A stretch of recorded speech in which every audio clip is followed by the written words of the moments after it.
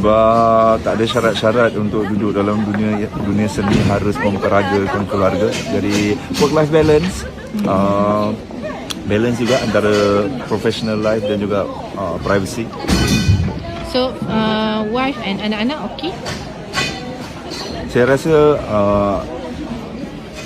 harus diorang tidak keluarkan. So maksudnya sebagai keluarga kita orang keluar as normal aja. Maksudnya kalau jumpa di mall ke apa, orang sentiasa rasa jumpa normal. Cuma di event yang menjadi tatapan media ke apa, of course social media, saya rasa menjadi tanggungjawab saya untuk protect, dan juga untuk anak saya boleh membesar dalam keadaan sebagai manusia normal lah kan. Kalau dia membesar dalam bubble sebagai orang media kan macam tak tahu, saya rasa macam mungkin tak adil untuk dia.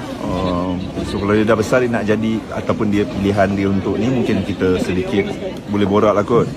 But until that point, biar dia jadi manusia normal lah. Itu anak? Bukan. Okey, itu talent juga lah. Oh ya. So baru-baru ni saya ada menghasilkan terlibat dalam iklan raya, kan ada iklan raya. So dan beberapa tahun dulu waktu J tu kecil pernah jadi pelakon jadi watak saya waktu kecil. Jadi bila sekarang tiba-tiba dah besar, so bila tu dah jadi anak. Jadi normal lah bila duduk kat set kan, kita tambah pula orang yang memang dah ada bonding, dah lama tak jumpa dan dapat kerja sikit. So adalah benda-benda konten, dah semua orang ingat anak saya. Tak. Anak dalam cerita. Okey. Ya, sebagai tanggungjawab semua ahli lembaga pengarah lah kot. Maksud kita jaga fiduciary, kita jaga governance, tata kelola. Tapi selain daripada itu juga mungkin boleh membantu memberi pihak ahli lembaga pengarah insight ataupun pandangan yang berpandukan pengalaman saya sebagai pekerja industri yang aktif, dan juga mungkin juga sedikit pandangan tambahan melalui ekosistem serantau. So dalam proses penambahbaikan industri melalui aktiviti dan juga My Creative Ventures. So itulah, sekarang just fokus on buat kerja.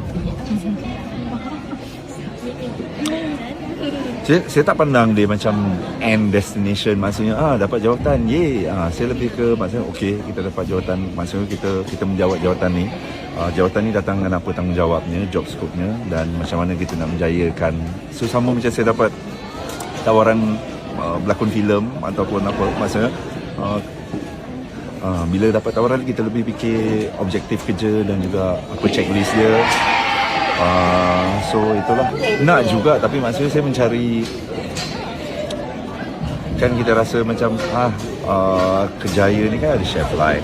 Jadi kalau boleh kita masih lagi nak mencari benda yang lebih bagus pada yang kita pernah buat, supaya karya kita masih lagi terus improve, dan masyarakat juga tak adalah dibuang masa dengan karya-karya yang tak apa-apa kan. So maksudnya dalam proses mencari tu, tahu-tahu dah setahun tak buat local film, tahu-tahu dah 2 tahun.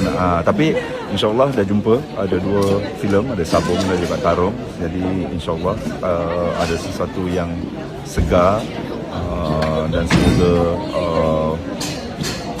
orang kata apa, bolehlah peminat filem tempatan boleh hilangkan rindu dengan menonton Sabung dan juga Tarung.